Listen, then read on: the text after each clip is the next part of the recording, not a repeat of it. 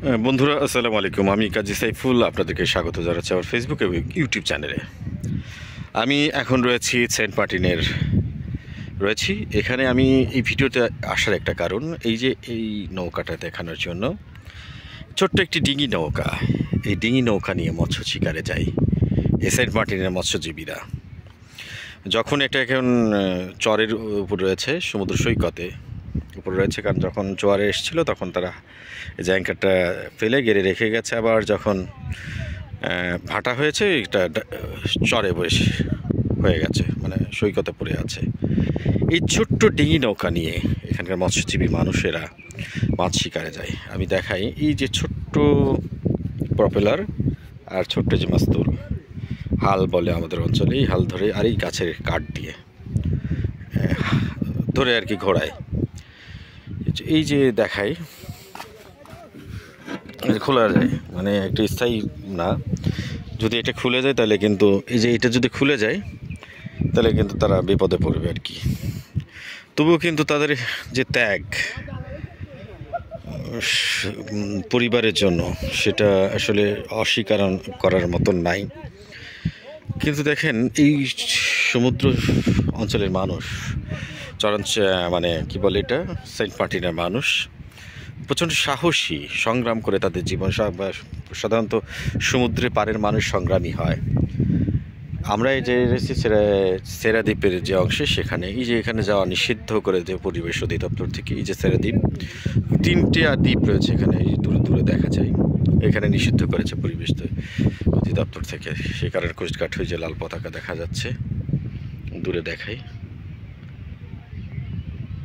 ওই লাল পতাকা টাঙানো। এখান থেকে যাওয়া নিষেধ, ওইটাই ছিল রাস্তা। যাই হোক, এই যে প্রবাল দ্বীপ বলা হয় সেন্ট মার্টিনকে। এই যে প্রবালগুলো কত বছরের পর বছর হয়ে যে প্রবাল জমেছে।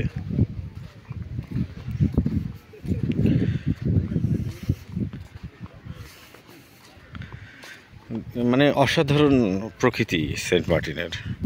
এটা আসলে না আসলে কেউ বোঝানো যাবে না মানুষের অনুভূতিটা। আমি খুবই ভালো লেগেছে।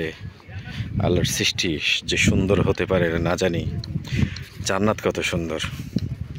যাক, পৃথিবী ঘুরে দেখলে হয়তো আল্লাহর সৃষ্টিকে আরও ভালো করে দেখা যায়।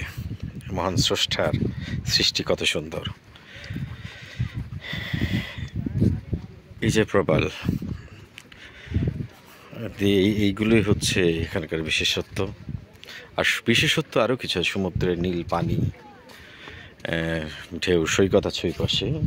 এই দিক দিয়ে যেতে হয় আমরা যে শহরে, মানে একটু অঞ্চল যেখানে আমাকে বাজার টাজার রয়েছে, ইউনিয়ন হচ্ছে। আর সমুদ্রের পানি ওই দূরে, এখানে ঢেউ খুব একটা নয়, ওই শব্দ আমরা পাচ্ছি।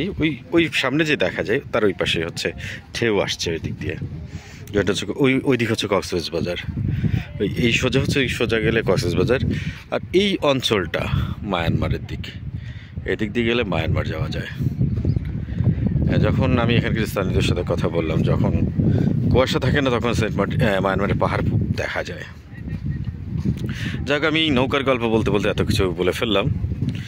ছোট্ট, হয়তো দেখা যাচ্ছে ক্যামেরার হয়তো কতটুকু, এই নৌকা নিয়েই সমুদ্রে মৎস্য শিকারে যায় সেন্ট মার্টিনের মানুষগুলো।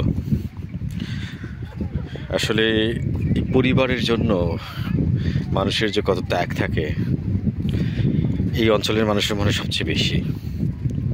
মানে তারা জীবন বাজি রেখে খাবার অর্জনের জন্য মাছ শিকারে যায়।